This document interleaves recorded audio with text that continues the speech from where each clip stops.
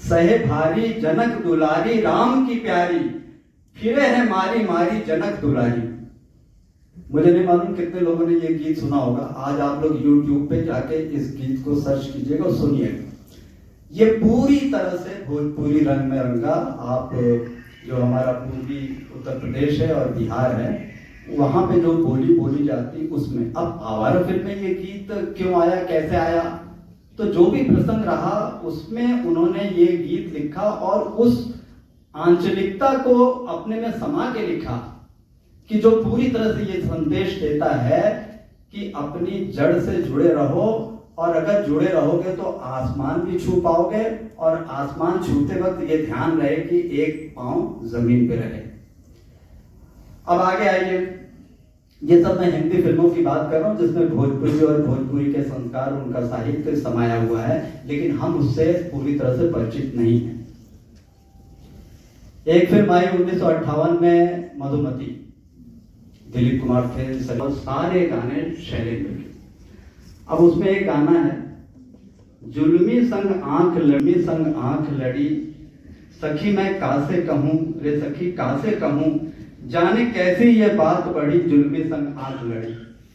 अब भैया अब ये बताइए कि हिंदी की खड़ी बोली तो नहीं है, ये वही बोली है जो हमें और आप में से जो बहुत से लोग जो वहां से संबंधित होंगे या कभी वहां विचरण को गए होंगे तो उन्होंने ये बोली सुनी होगी, ये शब्द सुने होंगे। लेकिन एक डीयू में पढ़ने वाला या दिल्ली या बंबई में रहने वाला, अब उससे आप पूछेंगे भैया जुल्मी संग आंख लड़ी ये क्या मतलब हुआ, तो वो डिक्शनरी देखेगा, लेकिन डिक्शनरी में भी इसका अर्थ नहीं मिलेगा। तो वास्तव में कबीर के दोहों की तरह, तुलसी की चौपाइयों की तरह, मीरा गुरु नानक के पदों की तरह और गालिब के शेरों की तरह गाए भी जाते हैं, बनाए जाते हैं।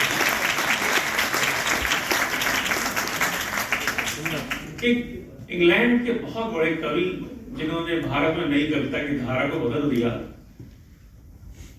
उन्होंने अपनी एक निबंधों किताब है ऑन पोएट एंड पोएट्री, उसमें बहुत अच्छी बात लिखी है कि अच्छी कविता की पहचान क्या है। अच्छे गीतों की, स्पेशली वो कविता की बात करते हैं, वो कहते हैं पहली विशेषता होनी चाहिए कि कविता सुनने के बाद, गीत सुनने के बाद हम आनंद से भर जाए, तो आनंद तो मिलना ही चाहिए। और दूसरी बात है जो ज्यादा इंपॉर्टेंट है, हमारी चेतना का विकास होना चाहिए। और तीसरी बात, और इस संवेदना का परिष्कार होना चाहिए। तो अच्छी कविता हमें करुणा वृत्ति, हमारी संवेदना का परिष्कार करती है। आप जो टाइटल रखा है दिल्ली अकादमी का प्रोग्राम, इस 4 पंक्तियों में आप जाएं तो देखें कि किसी की मुस्कुराहटों पे हो निसार, किसी का दर्द मिल सके तो ले उधार, किसी के वास्ते हो तेरे दिल में प्यार, जीना इसी का नाम। पूरा भारतीय रंग में भी। तो यहाँ हमारी चेतना का भी विकास हो रहा है, हमें आनंद भी मिल रहा है, और साथ ही साथ हमारी संवेदनाओं का भी परिष्कार हो रहा है कि हमें मनुष्यता के मार्ग में चलना है। तो शैलेंद्र ने जितने भी गीत लिखे, लगभग 171 हिंदी फिल्मों में और 6 भोजपुरी फिल्मों में, तो इस तरह से लगभग 177 फिल्मों में उन्होंने गीत लिखे। और जितने भी गीत लिखे, और जो विशेष तौर पर जो आवारा हूं का गाना टाइटल सॉन्ग है, आवारा हूं गर्दिश में हूं आसमान का तारा, उसके बीच की आप पंक्तियां देखें, दुनिया में तेरे तीर का यहाँ तकदीर का मारा हूं। अब ये जो पंक्ति जो है, दुनिया में तेरे तीर का यहाँ तकदीर का मारा हूं, वो सीधे सवाल उठाते, क्योंकि रूस में देखिए वहां पर भी 1917 बोल्शेविक क्रांति के बाद लेनिन की सरकार बनी, समाजवादी सरकार बनी, और वहां पर जार के शासन को उखाड़ फेंका गया। और ये गीत वहां पर, हालांकि फिल्म तो 1951 में रिलीज हुई थी, लेकिन वहां रशिया में उस समय में सोवियत संघ सारे 5-15 देश एक मिल गई थी। अब तो राज्य बन गए, और आज तो सॉरी देश बन गए, पहले वो राज्य होते थे सारे। वहां पर ये सितंबर 1954 में 5 फिल्में यहां से नहीं थी। एक आवारा थी, और दूसरी फिल्म 2 बीघा जमीन, और संयोग की बात है इन दोनों फिल्मों में शैलेंद्र गीत लिखे थे। और तीसरी फिल्म आंधियन, राही, और एक फिल्म बाबरा। ये 5 फिल्में गई थी यहाँ से प्रदर्शन के लिए, और उसको रूसी भाषा में डबिंग किया गया था, और वहां प्रदर्शन हुआ। पहले दिन 2 बीघा जमीन दिखाई गई, बहुत पसंद की गई लोगों ने, और हैवी फिल्म, बड़ी क्लासिक मेमोराइल फिल्म है, बल्लास खानी साहब का अद्भुत काम है। अगले दिन आवारा दिखाई गई, और आवारा को दिखाने के बाद जो बड़े हॉल बोल्शेविक, मैं तुम्हारा बोल्शेविक थिएटर जिसकी कैपेसिटी 3000 सीट आता है, उन सब हॉल में इनका प्रदर्शन किया गया, जहां सारे वहां के आलोचक, लेखक, कवि मौजूद हुए। और बताते हैं ख्वाजा मोहम्मद अब्बास ने अपनी आत्मकथा में लिखा है कि जब ये फिल्म 3.25 घंटे की पूरी हुई तो 4-5 मिनट लगातार हॉल तालियों से वगैरह, ऐसी तालियों की आवाज की लगता है छत में गिर जाए, इतनी आवाज।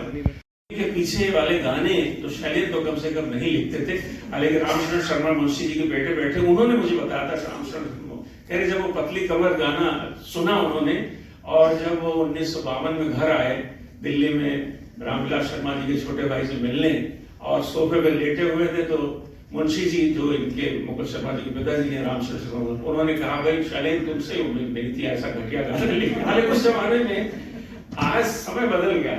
उन्होंने कहा यार तुम कहाँ, तो तुम गाना लिख रहे हो, तू जिंदा है, तू जिंदगी की जीत पे यकीन कर, और यहाँ तुम्हारी कमर बदली हो रही है, नजर बदली, क्या मतलब। तो शैलेंद्र जी नाराज होके, हालांकि मेरे दोस्त थे, दोस्त की बात तो सुननी थी, नाराज होके गए। कोशिश उन्होंने जरूर की कि आगे ये थोड़ा सा ये पतली कमर थोड़ा उसे बचा जाए, और वास्तव में उसके बाद जहां भी मौका मिला, और राज कपूर की ज्यादातर फिल्मों में उन्होंने जो गाने लिखे हैं, आज 70 साल के बाद भी वो गीत वो बरकरार हैं। और मुझे लगता है अभी भावना जी ने भी एक बात कही कि उनका एक बड़ा लोकप्रिय जो गीत है शैलेंद्र के बारे में, मैं और 2-3 बातें भी कहना चाहूंगा। हमारे यहाँ पर एक विचारधारा की बात होती है कि जैसे हम मुक्तिबोध, अज्ञे, टी.एस. एलियट, इन सबको हम लोग बोलते हैं कि ये जो है विचारों के कवि, सुमित्रा रंजन बंद, वर्ड्सवर्थ, इन सबको हम प्रकृति का कवि कहते हैं, और तुलसी, सूरदास इनको भक्ति और आस्था का कवि कहते हैं। तो शैलेंद्र के बारे में मेरे एक ही कहना है कि वो इश्क, इनकलाब और इंसानियत के महाकवि।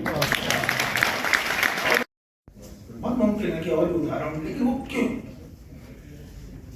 ये बात जानना बहुत जरूरी है। सबसे बड़ी बात यह है कि वे एकता में थे मुंबई में 1946 में। एकता का मतलब वो बात है कि जो एकदम सामान्य, एकदम ऐसा आदमी जिसकी कोई चिंता ना करता हो, अपने नाटकों में, अपनी राइटिंग में एकदम उसकी चिंता करती। दूसरी, वो रेलवे यूनियन के बहुत गहरे प्रतिबद्ध संबद्ध कार्यकर्ता थे, मजदूरों की हक की लड़ाई में लड़ते रहे, बहुत दृढ़ और जुझारू थे, और भारत के शासकों को संबोधित करती हुई, इसमें नेहरू जी भी शामिल है, उसमें तमाम बड़े नेता शामिल है, उनको संबोधित करते हुए उन्होंने कविताएं लिखी। और आजादी के बाद की जो राजनीति थी, उस राजनीति को अगर कहीं समझना है और दुनिया को बदलने के स्वप्न का कोई अंतिम सिपाही है तो वो शैलेंद्र। हम उस पर नहीं जाएंगे, हम आपको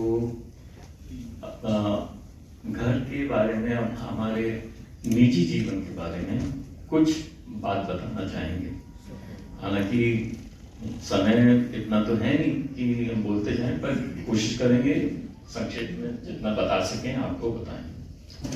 जैसा आप सबको पता है, बाबा सोशलिस्ट माइंडसेट के थे, और दुनिया में गरीबी, पीड़ित लोगों को देख के उनको बहुत दुख होता था, और वो चाहते थे कि उनका इस तरह से उद्धार करें और उनको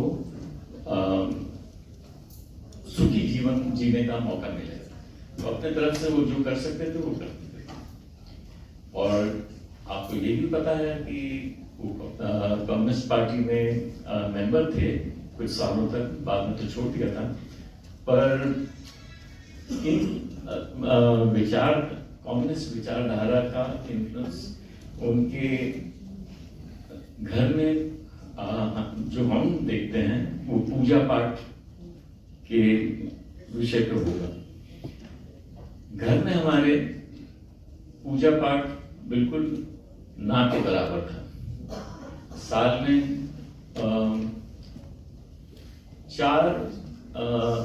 3 त्योहार और 4 ओकेजन होते थे जहां कुछ देखने को मिलता था घर में। माँ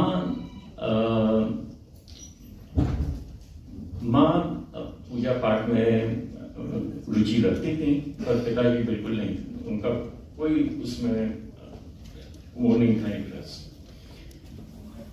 माँ साल में 2 दिन उपवास जरूर रखती थी, एक तो कृष्ण जन्माष्टमी के दिन और दूसरा महाशिवरात्रि के दिन। अब माँ जब व्रत रखती थी तो हम भी उनके साथ व्रत रखने की कोशिश करते थे। इस वजह से नहीं कि हमें कृष्ण जी और शिव जी की बड़ी आस्था थी, पर माँ ने जो हलवा बनाया होता था, मिठाई होती थी, फल होते थे, वो उपवास खोलने के बाद खाने को जरूर मिलेगा, इसलिए हम भी उपवास रखते थे। अगला त्योहार जो बहुत मन से मनाते थे घर में, वो था होली का त्योहार। इसमें कोई पूजा पाठ घर में नहीं होती थी, पर बाबा भी बहुत पूरे जोश से ये त्योहार मनाते थे। होली के हफ्ता 10 दिन पहले से माँ तरह तरह के पकवान बनाती थी, और क्योंकि होली पे लोग बाबा से मिलने आते थे, उनके एक्स कलीग्स रेलवे के और फिल्म के कलीग्स और पड़ोसी दोस्त बहुत लोग आते थे, और सब रंग में रंगते थे। और एक बार ऐसा हुआ, एक होली जो हमें याद है, हम शायद उस वक्त हमारी उम्र होगी 12 या 13 साल की, और कोई गेस्ट बाबा के मित्र आए और उन्हें एक मिठाई का एक पेड़ों का एक डब्बा माँ को हाथ में दिया।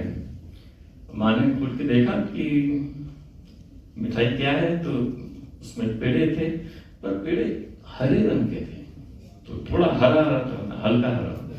तो माँ ने पेड़ा सूंघा और चखा, और इमीडिएटली हम सब बच्चों को पास में बुला के कहा, तुम लोग बहुत सा पकवान है, बहुत दूसरी मिठाइयाँ हैं, इस डब्बे की मिठाई कोई नहीं खाएगा, तुम बच्चे कोई नहीं खाएगा। तो हमें तो पता नहीं था क्या है, खैर और भी बहुत चॉइसेस थी उस दिन। तो होली खेली, उसके बाद नहाए धोए, खाना खाया, फिर हम रसोई घर में गए, सोचा कि कोई मिठाई खाएं। तो पर और वो हमें वो डब्बा देखा जो माँ ने मना किया था मत खाना। हमने घूमते घामते डब्बा खोला और उसमें से एक पेड़ा निकाला और खा गए। स्वाद में तो बिल्कुल नॉर्मल था, जैसा पेड़ा होता है। तो घूम घाम के एक और खा लिया।